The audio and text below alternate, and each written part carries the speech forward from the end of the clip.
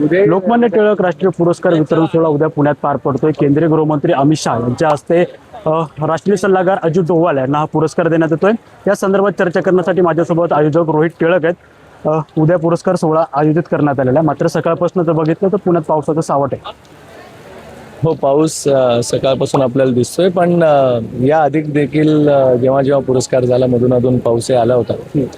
पण एक या पुरस्काराकरता एक वर्ग हा कायम येतो। टिळकप्रेमी जी लोक आहेत ती निश्चितपणे या कार्यक्रमाला कधी देखील उपस्थित राहतात आणि यंदाच्या वर्षी एक वेगळं महत्त्व आहे। अजित डोवाल सारख्या एका व्यक्तीला हा पुरस्कार आहे।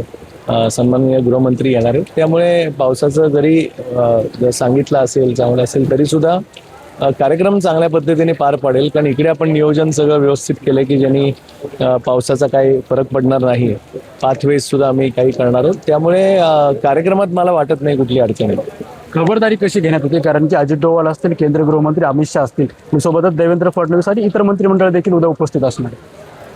आता सिक्युरिटी ऑफकोर्स त्यांचे जे नॉर्म्स आहेत त्याप्रमाणेच आम्ही सगळा पेंडॉलपासून सगळं उभं केलं आहे आणि त्यामुळे मला वाटत नाही की त्याच्यात कुठली अडचण येईल, कारण सर्व ही प्रॉमिनंट लोक इकडे येत आहेत आणि हा जर्मन अँगल आपण बघतोय की एक इकडे सुरक्षित सगळं राहील आणि पावसाचाही कोणाला त्रास होणार नाही याची खबरदारी मात्र आम्ही घेतलेली आहे। पुणे काँग्रेसने आक्रमक पवित्रा घेतलेला आहे। उद्या अमित शहा ज्यावेळेस पुण्यात दाखल होतील त्यावेळेस त्यांना काळे झेंडे दाखवून आम्ही निषेध व्यक्त करण्यात असल्याचं त्यांच्याकडून सांगण्यात येईल। आंदोलन ते करतायत हे ठीक आहे, म्हणजे आता जंतर मंतरच्या प्रकरणावर त्यांच्या पद्धतीने चाललंय, पण हा राजकीय पुरस्कार, हा पुरस्कार टोटली वेगळा आहे आणि त्यात राजकारण आणू नये एवढंच माझं आव्हान या निमित्ताने इथे त्यांना वाटेल किंवा एक विनंती राहील करायला। कारण लोकमान्य टिळकांच्या नावाने आपण त्यांच्या पुण्यतिथी निमित्त हा पुरस्कार गेली 40, 42, 43 वर्ष देतोय, त्यामुळे त्याला कुठे गालबोट लागायला नको।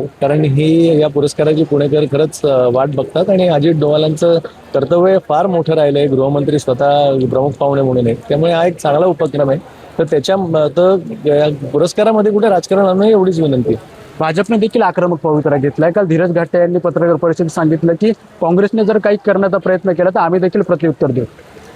आता हे राजकीय त्यांच्यामधले त्यांनी घेतलेले निर्णय आहेत, त्यामुळे मी त्याच्याविषयी बोलणं हे योग्य ठरणार नाही। कारण मी या संस्थेचा अध्यक्ष म्हणून मी हा कार्यक्रम तरी घेतलाय, त्यामुळे कुठल्याही पक्षाचं धोरण त्याच्यामागे काय राहिलंय त्याच्याविषयी माझं वक्तव्य अजिबात योग्य राहणार नाही, कारण मी त्या पक्षाचाही नाही। काँग्रेसला काय आवाहन कराल, कारण की उद्याचा कार्यक्रम जर सफळ पार पडण्याचा असेल तर त्यांचं कुठंतरी हे कार्यक्रम, त्यांचं जे आंदोलन आहे ते आंदोलन न करणंच व्यवस्थित असणार। मी म्हणलो तसं की हे पुरस्कार सोहळ्याकरता इकडे येत आहेत आणि त्याची एक वेगळी ओळख राहिलेली आहे पुण्याची, आणि आपल्याला अजित डोवालांचं जे कार्य आहे त्याचा सन्मान इथे करायचा आहे। तर त्याच्यामध्ये गालबोट कुठेही त्याला लागू नये या गोष्टी करता त्यांचे एक विचार आणि निषेध आहे, त्याच्याबद्दल माझं काही मत नाही। पण पुरस्काराच्या मध्ये ते येऊ नये, कारण आणि मला वाटत नाही की ते पुरस्काराच्या मध्ये अशा प्रकारचं आंदोलन हे केलं सुद्धा जावं। तर तीच त्यांना विनंती राहील की हा कार्यक्रम योग्यरित्या पार पडू दे।